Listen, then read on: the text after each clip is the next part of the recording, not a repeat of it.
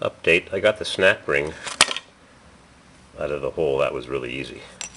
The seal, and I want to wreck it. I want to see if it's the right size seal. Different stories. I'm taking a 6.2 starter bolt, which GM under-engineered. Too small for the job. Should have upsized. Oops. I wouldn't have all those busted 6.2 and 6.5 starter bolts if you forget to put that reinforcement in the front of the starter.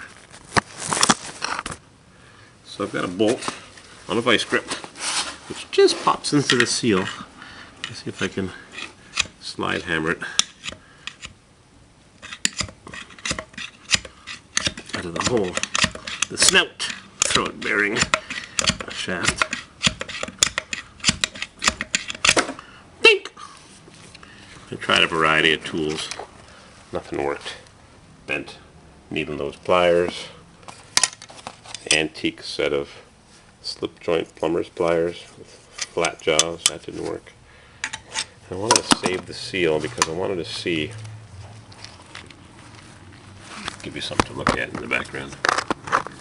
I wanted to see if I had the right seal in the differential. Spray a bit of brake clean on it.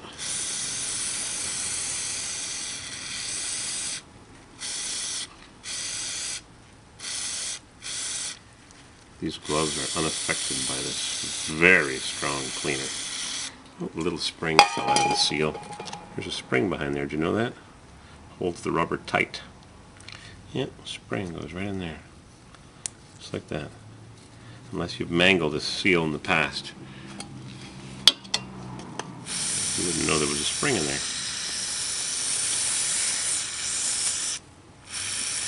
Oh, probe on the Ram pickup truck. You watching this, Mr. Jim? So, where's my shaft? It's over here.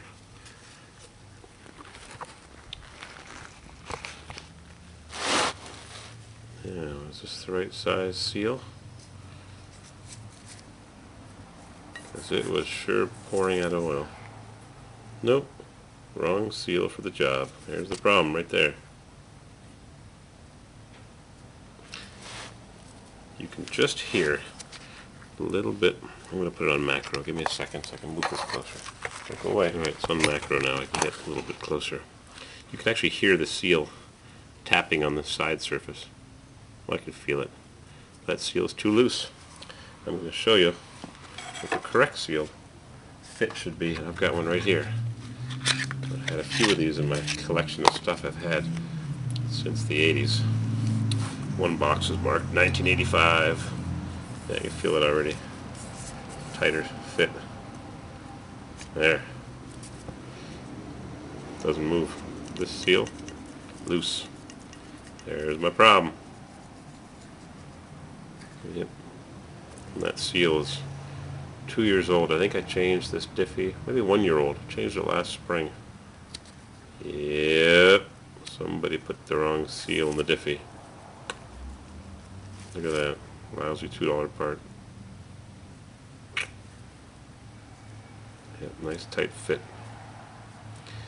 Oh boy, go figure, you gotta check everything, huh? When someone else does a job, I didn't do it. And I'm gonna be the diplomat and not say who did it. Oh well. Put a bit of goopy on the seal.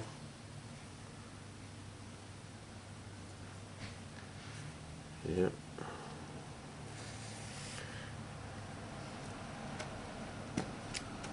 There's a stopper in there that stops the seal from going in too far now. Clark's Corvair sells a snout that has a accommodation for 2 seals, but you don't need 2 seals, you need 1 correct seal.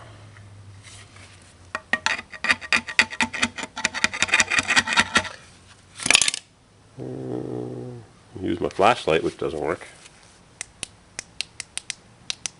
Works, doesn't work, works, doesn't work. Send it back where it came from, you know where that is. So we figured out our seal problem.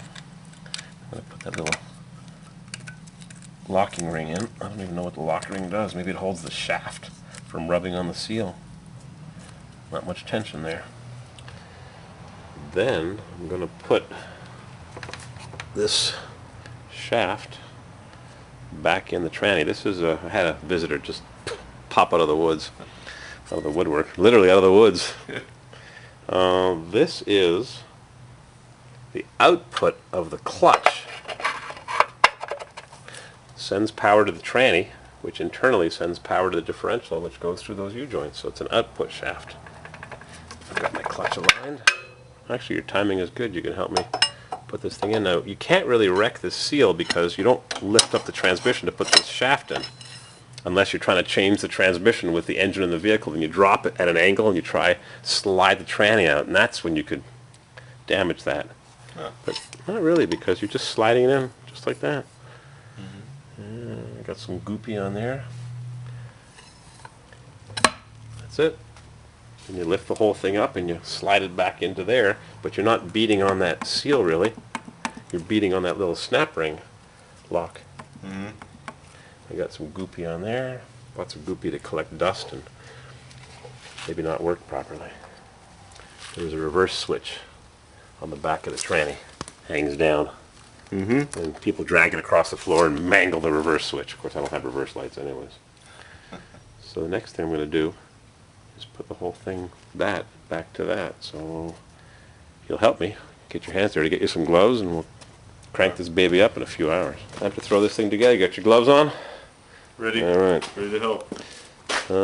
Put the camera in a spot where we won't kick it when we walk by. I've done that.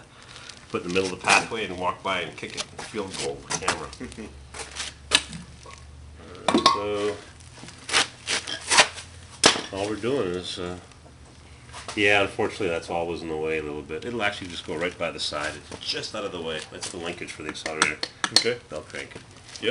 Yep. You got a hole to grab it by. I don't. I'm gonna have to move my hand once I get it close. Yeah, I'm thinking, how's the camera doing? I guess we're ready. Just gonna watch my finger here. Oh, I had to rotate it. Go through the clutch release. I could have lined up that spline if I would have thought about it to line up with the clutch. Twist it slightly. There it is. That's it. Nice. Done. Good fit. So, that's what she said to the sailor. Throw me a bolt. Yep. Now these go through the starter normally. I'm just going to put it here because the one that I need to put in goes in from the back. Yeah, it's a nuisance. You got to get going. So now imagine lying underneath the vehicle doing this. Oh, I know. I've done it. You're on your back. Yeah, with the Taurus SHOs. We don't need that steak and Taurus. All right, just pull those gloves off and turn them inside out. Actually, hang on. I'll spray some carburetor. You know, turn this nuisance camera off. It's like the NSA watching everything. Macro mode. So you're doing some transmission work, differential work, clutch work on a Corvair. You'll notice all the bolts are buried in these recesses, these reinforced pockets. Hard to get a wrench or a socket in there. I read this 30 years ago. You just cut a screwdriver slot with a grinder or a hacksaw in the bolts. You could even do it because the threads protrude from the differential. Just cut a slot, and that way you just stick your bolt into the hole. Whoop, screwdriver falls on the ground, fall down, boom. See if I can balance this here on the cross member. Stick a screwdriver in, you can screw in the bolt. Couldn't be much simpler than that. These threads are reasonably clean. I could have cleaned them up a little bit better. Isn't that nice?